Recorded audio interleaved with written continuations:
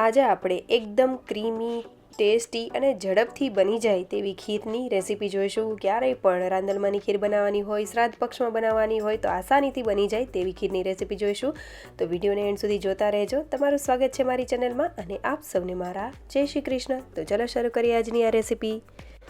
તો સૌથી પહેલાં આપણે ભાતને લઈ લઈશું। તો મેં અહીંયા અડધો કપ જે હોય તેનાથી થોડા ઓછા જ એવા ભાતને પલાળેલા હતા। આ ખીચડિયા ચોખા છે। હું જનરલી ખીચડિયા ચોખાની જે ખીર હોય છે એ બનાવતી હોઉં છું। તમે જો બાસમતી ચોખા જો યુઝ કરતા હોય તો તેની પણ તમે બનાવી શકો છો। તો આ રીતે મેં તેને 1 કલાક પહેલાં સરસ એવા ધોઈને 2 થી 3 વખત ધોઈને પલાળીને રાખેલા હતા। સરસ એવા પલળી ગયા છે। ઇનકેસ તમારી પાસે ટાઈમ એટલો બધો ન હોય તો 10 થી 15 મિનિટ માટે પલાળો તો પણ ચાલે। હવે તેને જે વાસણમાં આપણે ખીર બનાવવાની છે તેમાં એડ કરી દઈશું અને અત્યારે મેં 1 ગ્લાસ જેટલું પાણી એડ કરેલું છે।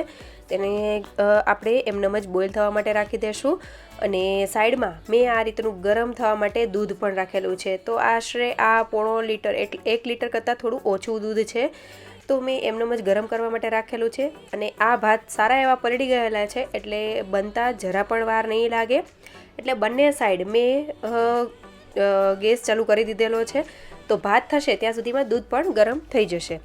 હવે આપણે ભાતને લઈ લઈશું। તો તમે જોઈ શકો છો ભાત એક વખત થઈ ગયેલા પાણી જેટલું એડ કરેલું હતું 1 ગ્લાસ જેટલું તેટલું બળી ગયું હતું અને ભાત થોડા મને હજી કાચા લાગતા હતા એટલે મેં થોડું પાણી એડ કરેલું છે અને ભાતને ફરીથી આપણે એમનેમ જ કૂક કરવા માટે રાખી દઈશું। થોડી વાર થશે એટલે આ રીતે આપણે હાથની મદદથી ચેક કરી લઈશું કે ભાત થઈ ગયા છે કે નહીં અને બધું પાણી જે છે તે સરસ એવું બળી જાય। તમે જોઈ શકો છો કે અત્યારે કેટલું માઇનર એવું જ પાણી છે।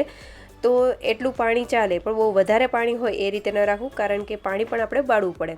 હવે મેં અહીંયા ફૂલ ફેટ મિલ્ક લીધેલું છે અને મલાઈની સાથે જ હું તેને એડ કરી રહી છું।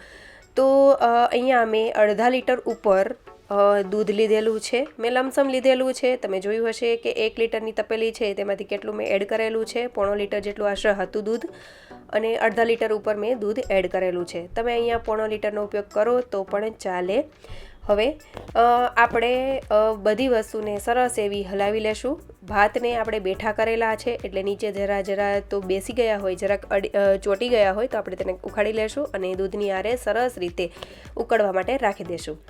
આ રીતે કરવાથી એક ફાયદો એ થાય કે ભાતને આપણે વધારે દૂધમાં ઉકળવા દેવા ન પડે, મતલબ કે આપણે બહુ ટાઈમ આપણો ન જાય, ફટાફટ આ રેસીપી થઈ જાય। હવે અહીંયા ભાત આપણા સરસ એવા બફાઈ ગયા છે તો આપણે અહીંયા અડધો કપ જેટલી મેં સાકર લીધેલી છે। તમે ખાંડનો પણ ઉપયોગ કરી શકો છો પણ સાકરથી ટેસ્ટ પણ સારો આવે અને હેલ્થમાં પણ સારી રહે છે। તો મેં સાકરનો ઉપયોગ કરેલો છે। આનાથી માપે એવું મીઠું થશે, બહુ વધારે મીઠું નહીં થાય। જો તમે થોડું ગળ્યું પસંદ કરતા હોય તો તમે વધારે એડ કરી શકો છો અને તમે જોઈ શકો છો કે ભાત સરસ એવા બફાઈ ગયા છે। તો ઘણી વખત કેવું થતું હોય કે જ્યારે આપણે ભાત ચડતા હોય ને તમે સાકર નાખો તો ભાત ઝડપથી ચડતા નથી। તો આ રીતે જ્યારે બધી વસ્તુ થઈ જાય ત્યારે આપણે કરશું અને મલાઈ પણ મેં એડ કરેલી છે એટલે એકદમ ક્રીમી થતું જશે અને થોડી વાર માટે માત્ર 5 થી 10 મિનિટ જેવું થશે। હાઈ ફ્લેમ ઉપર કરશું અને હલાવતા જશું એટલે, અને વચ્ચે મેં લો ફ્લેમ પણ કરેલી હતી। તો આ રીતે દૂધ પણ ઘટ થતું જશે, ભાત જે છે તેનો સ્ટાર્ચ પણ નીકળતો જશે એટલે એકદમ ઘટ થતું જશે અને આ રીતે આપણે ઘટ કરી લેશું અને વચમાં આપણે થોડી વાર હોય ઉતારવાની ત્યારે આપણે ડ્રાયફ્રૂટ એડ કરીશું। તો મેં કાજુ, બદામ અને પિસ્તાની કતરણ એડ કરેલી છે। તમારે અહીંયા ચારોળી એડ કરવી હોય તો પણ કરી શકો છો। તો તમે જોઈ શકો છો અત્યારે કઈ રીતની કન્સિસ્ટન્સી છે અને સાઈડમાં પણ જે મલાઈ ચોટતી જાય એ પણ આપણે લેતા જશું એટલે વધારે સરસ એવી ક્રીમી થતી જશે। હવે મેં થોડું એવું કેસર એડ કરેલું છે। જો તમારી પાસે હોય તો કરી શકો છો। અહીંયા તમારે જો દૂધનો મસાલો આવે છે રેડીમેડ એ એડ કરવો હોય તો પણ કરી શકો છો। એમાં બધા ડ્રાયફ્રૂટ આવી જતા હોય છે તો એ પણ કરી શકાય। તો હવે આપણે એલચી પાવડર એડ કરી દેશું। તમે ઘણા લોકો આમાં જાયફળનો પણ ઉપયોગ કરતા હોય છે તો તમને જે રીતનો ટેસ્ટ ભાવતો હોય તો તમે એ પણ એડ કરી શકો છો। મેં એલચી પાવડર જ એડ કરેલો છે તો તે એડ કરીને આપણે બધી વસ્તુને મિક્સ કરી લેશું। અને અહીંયા જો તમે ફૂલ ફેટ મિલ્ક ન લેતા હોય અને જો તમારે એકદમ ક્રીમી એવી ખીર બનાવવી હોય તો તમે જે 10 રૂપિયાવાળું પેકેટ આવે છે મિલ્ક પાવડરનું એને તમે ઠંડુ દૂધ હોય ત્યારે તેમાં ઓગાળીને તમે ખીરમાં એડ કરી શકો છો। તેનાથી પણ સરસ એવી ક્રીમી થઈ જશે પણ એ થોડો સ્વીટ હોય છે તો ખાંડના માપમાં થોડું ચેન્જીસ આવશે। અને જો તમારે અહીંયા ઘી એડ કરવું હોય તો પણ કરી શકો છો। મેં બધી મલાઈ એડ કરેલી છે વધારે એટલે મેં એડ નથી કરેલું પણ ઘીનો ટેસ્ટ પણ ખૂબ સારો એવો આવશે તો તમે એ પણ એડ કરી શકો છો। હવે આપણે જે ખીર છે તેને ઉતારી લેશું. તમે જોઈ શકો છો અગાઉ મેં બતાવેલું કે કઈ રીતની થઈ છે. થોડી એવી પતલી હોય ત્યારે જ આપણે ગેસની ફ્લેમ બંધ કરી દેશું. એકદમ ક્રીમી તો થઈ ગઈ છે પણ થોડી એવી ઢીલી હતી, તો તેને ગેસની ફ્લેમ બંધ કરીને મેં રૂમ ટેમ્પરેચર ઉપર ઠંડી થવા માટે રાખેલી હતી અને રૂમ ટેમ્પરેચર ઉપર ઠંડી થઈ ગઈ પછી મેં તેને સર્વ કરેલી છે. જો તમને ફ્રીજમાં રાખીને ઠંડી કરીને ભાવતી હોય તો તમે એ રીતે પણ એન્જોય કરી શકો છો.